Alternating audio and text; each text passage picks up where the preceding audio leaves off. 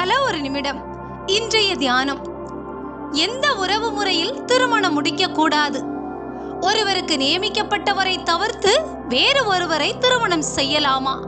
அதாவது ஒரு பெண் தனக்கு நியமிக்கப்பட்ட ஒருவரை விட்டு இன்னொருவரை திருமணம் முடிக்கலாமா?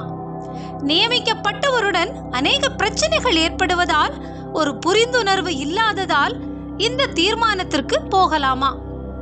ஒருவர் இந்த இரண்டு பிரச்சனைகளும் இருப்பதால் அவருக்கு என்ன ஆலோசனை சொல்லுவது? மேலும் தாய் தகப்பன் விருப்பத்தை மீறி பிள்ளைகள் திருமணம் முடிக்கலாமா?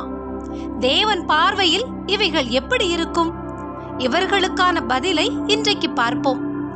தகப்பனையும் தாயையும் கனம் பண்ணி அவர்கள் கருத்துக்கு நாம் மதிப்பு கொடுக்க வேண்டும்.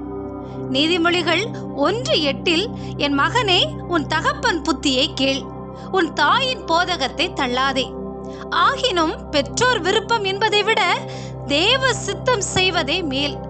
ஆனால் தேவ சித்தம் இருந்தால் அங்கு பெற்றோர் சம்மதம் நிச்சயம் இருக்கும் என்பது உண்மை. தேவ சித்தத்தை அறிய விருப்பு வெறுப்பு இல்லாத ஒரு சம மனநிலையில் விட்டு கொடுத்து ஜெபிக்க வேண்டும். ஏதோ ஒன்றை மனதில் வைத்துக்கொண்டு தேவ சித்தத்துக்கு நான் ஒப்பு கொடுத்தேன் என்று சொல்லி பெற்றோர் சொல்வதை நிராகரிப்பது ஏற்றது அல்ல. தகப்பன் தாயை விட தேவன் பெரியவர். ஆனால் நீதிமொழிகள் 16:7, ஒருவனுடைய வழிகள் கர்த்தருக்கு பிரியமாய் இருந்தால் அவனுடைய சத்துருக்களும் அவனோட சமாதானாகும்படி செய்வார். எனவே சற்று பொறுமையோடு இருந்து ஜெபித்தால் கர்த்தர் நிச்சயம் மனமாற்றத்தை ஏற்படுத்துவார்.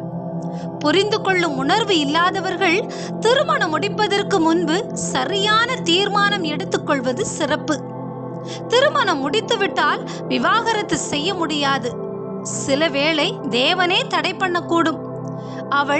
அவன் அவரவருடைய குணாதிசயங்களை அறிவதற்காக தேவனே இப்படி பிரச்சனைகளை அனுமதிக்கலாம். ஒருவேளை இது தேவனுடைய எச்சரிப்பாக கூட இருக்கலாம். கொஞ்ச காலம் தேவ சித்தம் நிறைவேற பொறுத்திருப்பது நல்லது. திருமண விஷயங்களில் நாம் தேவனுடைய வழிநடத்துதலுக்காக நாம் காத்திருக்க வேண்டும் என்பதை அறிந்து கொள்வோமா?